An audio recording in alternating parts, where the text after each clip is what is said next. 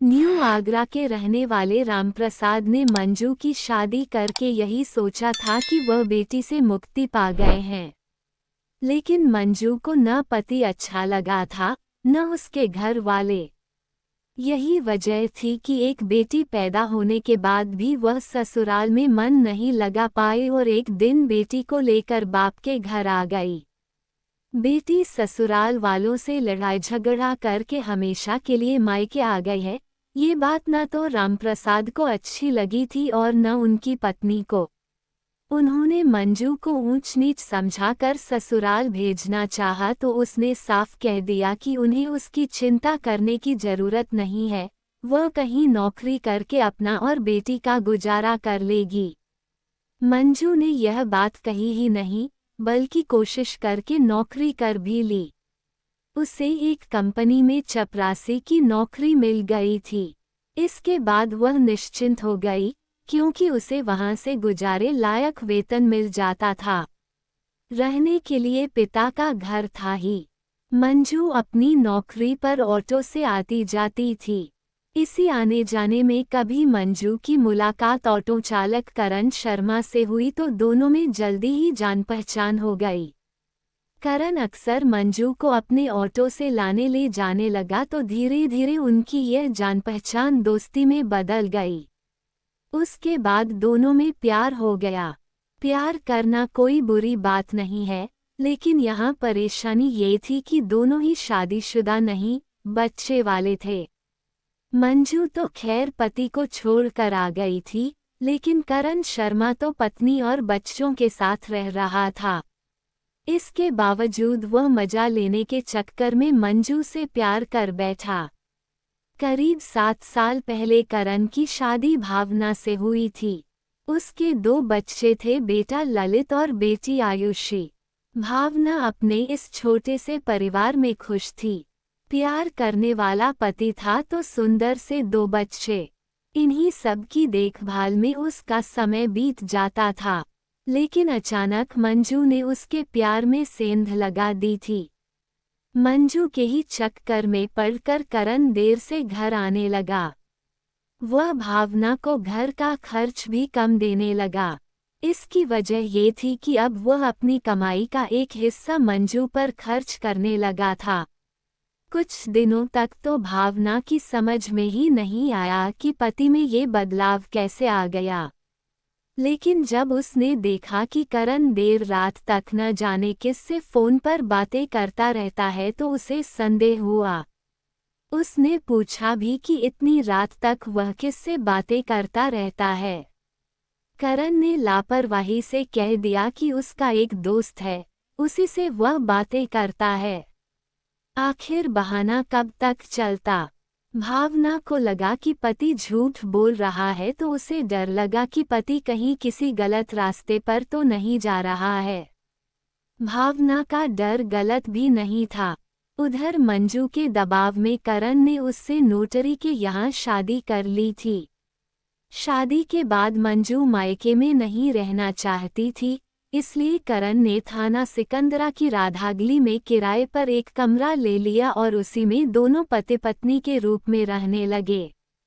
मंजू की बेटी इच्छा भी उसी के साथ रह रही थी।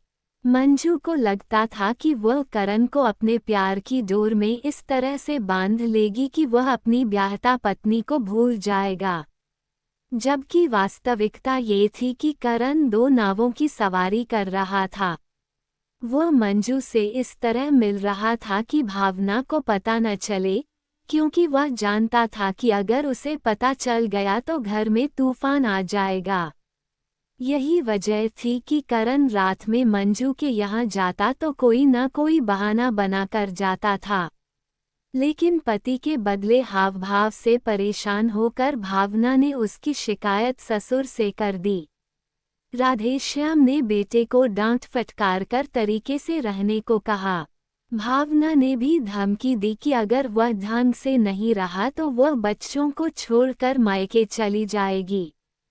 पत्नी की इस धमकी से करण डर गया, क्योंकि अगर पत्नी घर छोड़कर चली जाती तो वह बच्चों को कैसे संभालता। आखिर पत्नी की धमकी के आगे करण ने सरेंडर कर दिया और मंजू से मिलना जुलना कम कर दिया। उसके इस व्यवहार से मंजू को लगा कि वो परेशानी में फंस गई है, क्योंकि करण से शादी करने के बाद वह नौकरी भी छोड़ चुकी थी।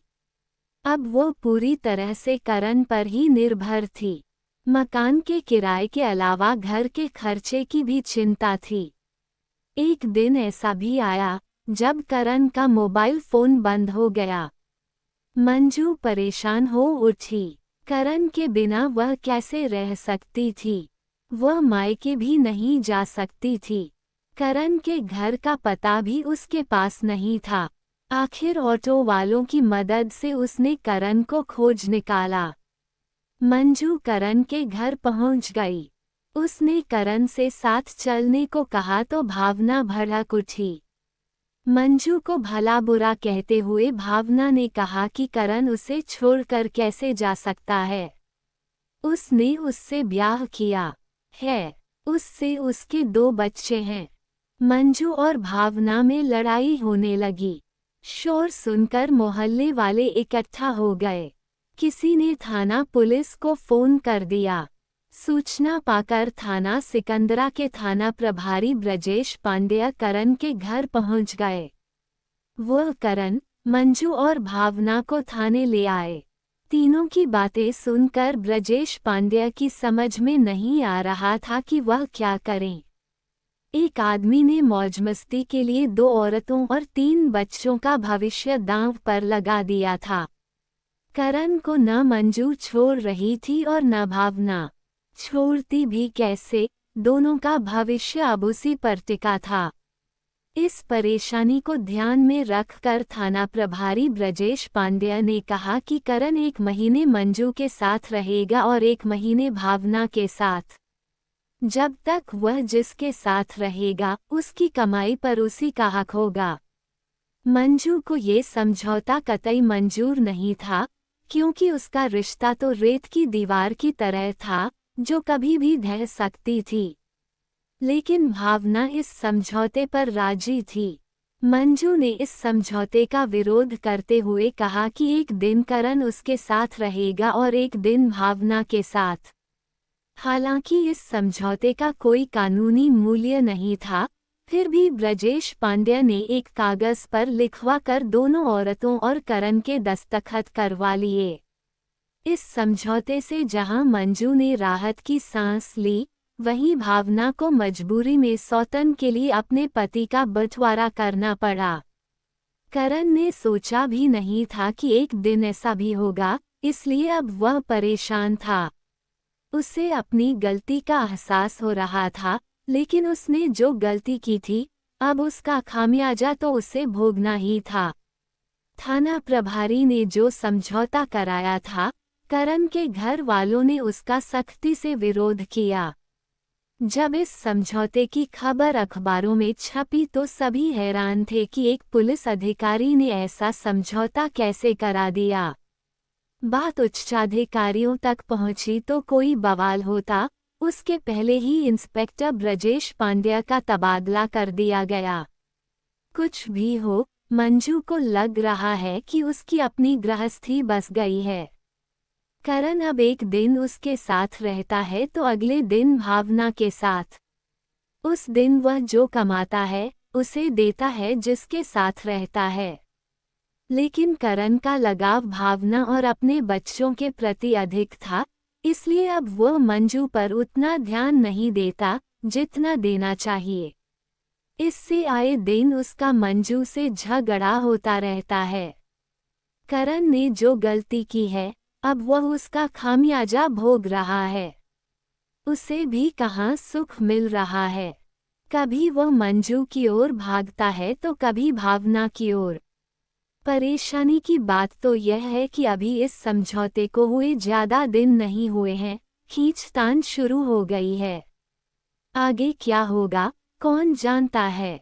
आखिर एक आदमी की गलती से 2 औरतों और 3 बच्चों का भविष्य खतरे में पड़ गया है। उसका भी क्या होगा, ये किसी की समझ में नहीं आ रहा है। ये समझौता भी कितने दिनों तक चलेगा, कुछ कहा नहीं जा सकता। दोस्तों, अगर वीडियो अच्छा लगा तो वीडियो को लाइक और चैनल को सब्सक्राइब जरूर करें। और यह कहानी आपको इसलिए सुनाई जाती है ताकि आप लोग इन कहानियों में से कुछ न कुछ सीख सको और अपने जीवन में उस चीज़ को अप्लाई कर सको।